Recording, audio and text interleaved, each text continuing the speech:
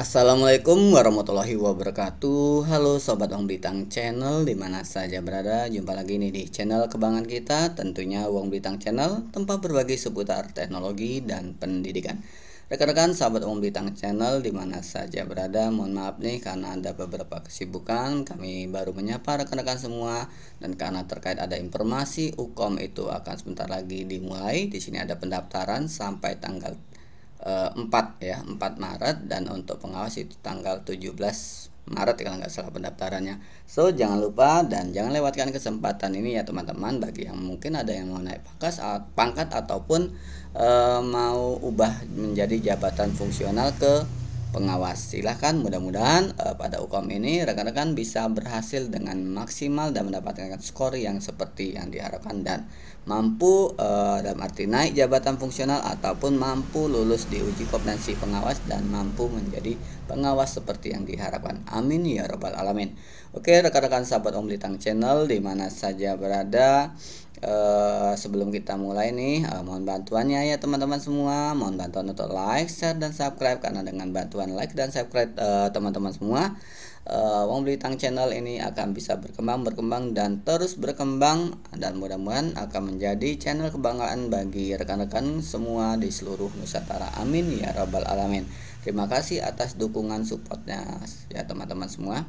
Oke, kita kemarin ini sudah berapa ya, part 2 ini, kemarin part 1 itu sudah terpotong. Sebenarnya part 1-nya itu yaitu 1 sampai 3. Nah di sini kalau misalnya teman-teman ini UKOM berapa ya, UKOM apa ya, ini adalah contoh soal esai UKOM khusus guru muda ke guru madya. Oke, disimak ya teman-teman. Oke, lanjut ke nomor 4.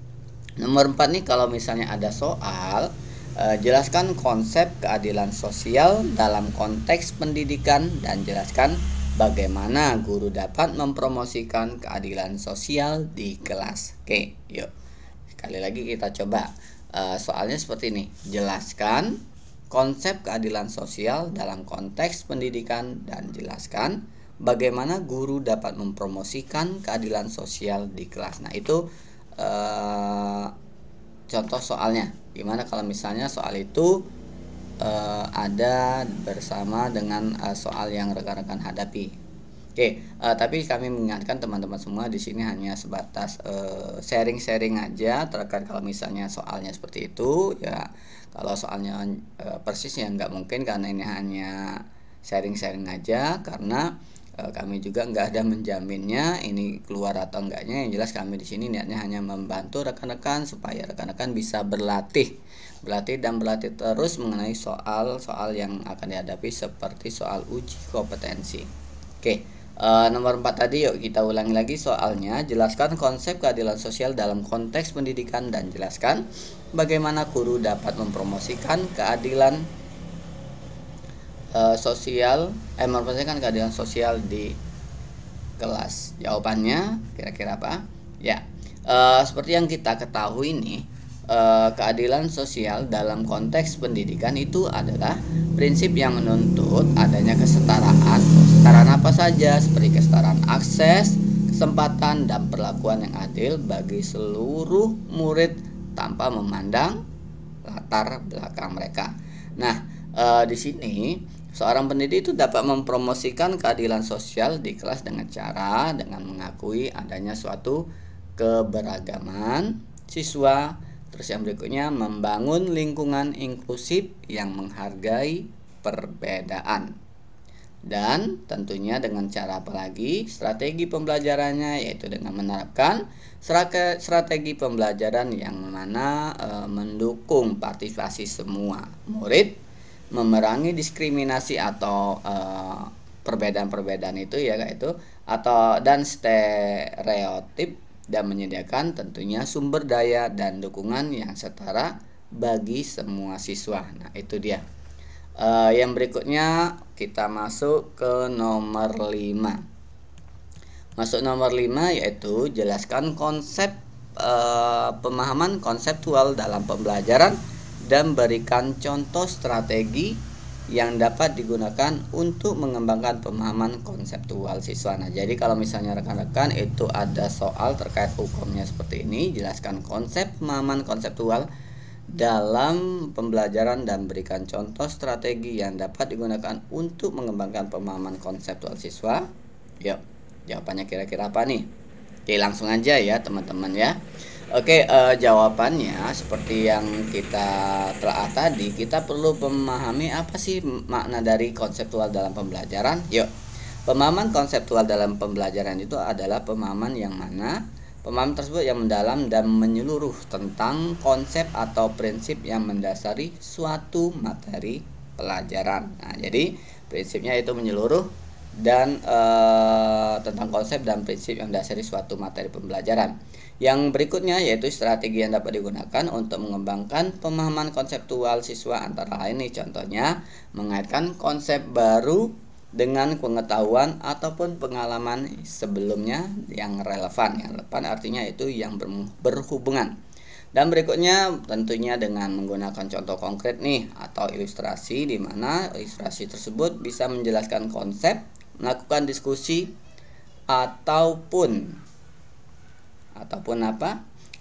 pemecahan masalah berbasis konsep, dan juga tentunya menggunakan pertanyaan reflektif untuk mendorong pemikiran kritis, menghubungkan konsep dengan aplikasi nyata. Dan yang terakhir tentunya memberikan kesempatan bagi seluruh murid untuk mengajukan pertanyaan dan berbagi pemahaman mereka. Oke, itu menurut pendapat kami rekan-rekan semua. Oke, kita lanjut satu nomor lagi aja ya, atau berapa nomor ya? Nanti kita lihat ya. Oke, nomor 6 di sini ada soal yang mengatakan bahwa jelaskan peran dan pentingnya pengelolaan kelas yang efektif dalam pembelajaran serta berikan contoh nih strategi pengelolaan kelas yang dapat diterapkan. Nah, soalnya kalau misalnya ketemu seperti ini, jelaskan peran dan pentingnya pengelolaan kelas yang efektif dalam pembelajaran serta berikan contoh strategi pengelolaan kelas yang dapat diterapkan. Nah, kalau ada contoh soal seperti itu, gimana cara jawabnya rekan-rekan? Ayo, monggo dipersilahkan. Oke, kita coba membahasnya ya teman-teman semua. Oke, tentang pengelolaan kelas yang diterapkan. Oke, kita langsung aja coba yuk. Pengelolaan kelas yang efektif memiliki peran yang sangat penting tentunya dalam menciptakan lingkungan belajar yang kondusif dan meningkatkan kualitas pembelajaran. Nah, pengelolaan kelas yang baik itu seperti apa? Pengelolaan kelas yang baik itu seperti membantu mengelola perilaku siswa, menciptakan aturan dan prosedur yang jelas, membangun hubungan yang positif antar siswa dan guru, dan tentunya menciptakan iklim belajar yang aman dan inklusif. Nah, adapun contoh strategi pengelolaan kelas yaitu yang dapat diterapkan, contohnya menyusun aturan dan harapan yang jelas, memberikan konsekuensi yang konsisten terhadap pelanggaran aturan. Nah, maksudnya konsekuensi ini di sini adalah biasanya ada suatu murid yang melakukan kesalahan itu ada beda antara hukuman sama konsekuensi. Kalau hukuman itu nggak sesuai dengan apa yang kesalahannya, sedangkan kalau konsekuensi itu sesuai dengan apa yang dilakukannya dan juga berhubungan dengan apa yang dilakukan atau pelajaran apa kita. Itu beda antara hukuman dan konsekuensi. Dan berikutnya tentunya yaitu memberikan penguatan positif kepada siswa yang berlaku baik menggunakan pendekatan pencegahan dengan menyajikan materi yang menarik dan juga relevan. Oke, yang berikutnya memberikan waktu dan ruang untuk refleksi dan diskusi tentang perilaku dan menerapkan teknik kelas yang aktif seperti pengaturan kelompok atau aktivitas kolaboratif. Nah, di sini bisa juga kita masukkan seperti strategi pembelajaran dengan menggunakan yang sekarang yaitu pembelajaran terdiferensiasi. Nah, mungkin kayaknya cukup sampai nomor 6. Nanti besok kita lanjut, berarti 7, 8, 9, 10 ya. Di sini ada 10 soal nih. Terkait kami ulangi adalah ini Jafung guru muda ke guru madya.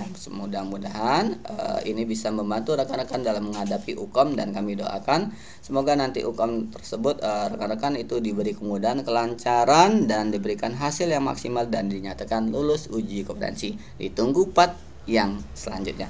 Oke Oke, terima kasih. Jangan lupa ya teman-teman, like, subscribe channel kita ini, karena dengan bantuan like dan subscribe teman-teman semua, channel kita bisa berkembang dan terus berkembang sehingga manfaatnya bisa dirasakan oleh seluruh teman-teman yang ada di Nusantara. Amin ya rabbal alamin. Terima kasih teman-teman. Kita akhiri. Wassalamualaikum warahmatullahi wabarakatuh.